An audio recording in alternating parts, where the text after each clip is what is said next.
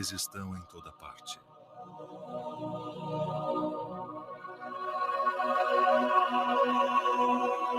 Eles estão à nossa volta.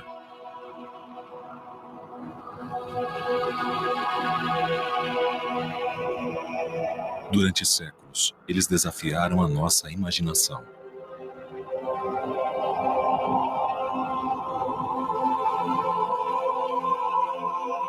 Eles são guardiões que nos protegem e nos aconselham.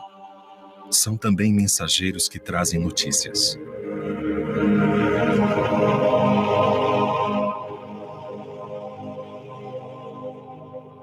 Na Bíblia, eles trouxeram a mensagem mais importante de todas: o nascimento de Jesus Cristo.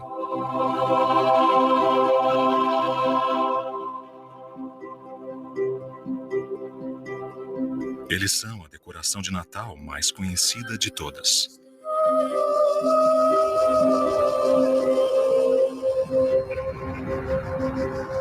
E em outras religiões, eles desempenham um papel fundamental e provocaram discussões e debates seculares.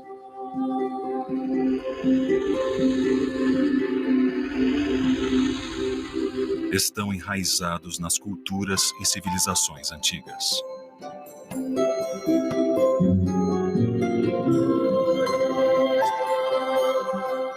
Nesses tempos modernos de busca por espiritualidade, novas crenças surgiram devotadas a eles. Eles inspiraram algumas das obras de arte mais famosas. Eles continuam a inspirar os artistas e fazem parte do nosso cenário cultural. Deixe a sua imaginação voar com os anjos. A Conceição a Maria. Um anjo diz aos pastores que Jesus nasceu.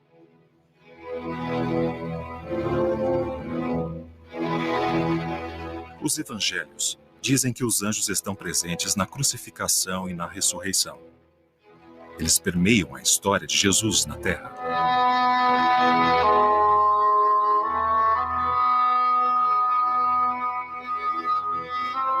Mas os anjos não se restringem ao cristianismo. Eles são encontrados em outras culturas e religiões. Os deuses e os espíritos das primeiras civilizações são frequentemente retratados com características não humanas, como animais, com chifres e asas.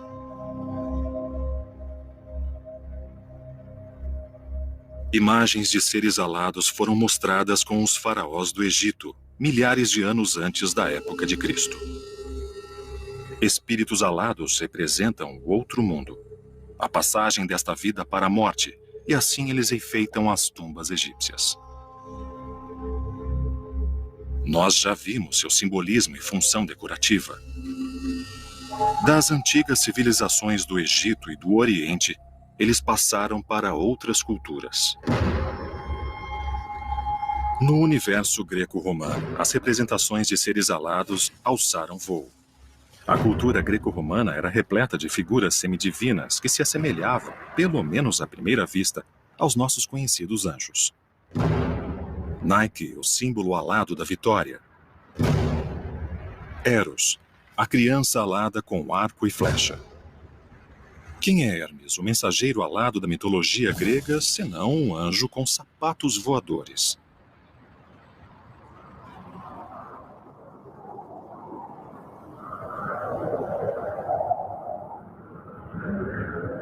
Seria isso uma pista da função essencial dos anjos? Em hebraico, a palavra usada para definir anjo é malach, que significa mensageiro. Por exemplo, um dos profetas do Velho Testamento chama-se Malachi, que significa meu mensageiro. Em grego é traduzido como angelos, e em latim angelus. E assim chegamos à palavra anjo. A verdadeira raiz da palavra indica que essa é talvez a principal função dos anjos, a de mensageiros. Talvez o anjo mensageiro mais famoso tenha sido Gabriel. Na história do cristianismo, Gabriel diz a Maria que ela vai trazer o Filho de Deus ao mundo. O nome Gabriel significa literalmente herói de Deus. Arcos, que significa primeiro, e anjo, ágilo, o que significa mensageiro. Então, a palavra arcanjo significa primeiro anjo, anjo principal ou anjo da mais alta ordem na hierarquia celeste. O arcanjo Miguel é um ser muito conhecido por diversas doutrinas religiosas, como judaicas, cristãs e islâmicas, e é tido como comandante do exército de Deus. Este ser é mencionado poucas vezes na Bíblia Sagrada. Na Bíblia, a história do anjo Miguel é apresentada como o único arcanjo, pois essa palavra nunca é dita no plural. No livro sagrado, ainda é abordada a luta contra Satanás, depois da morte de Moisés. Por isso, o anjo Miguel é representado em imagens, com uma armadura e em posse de uma espada.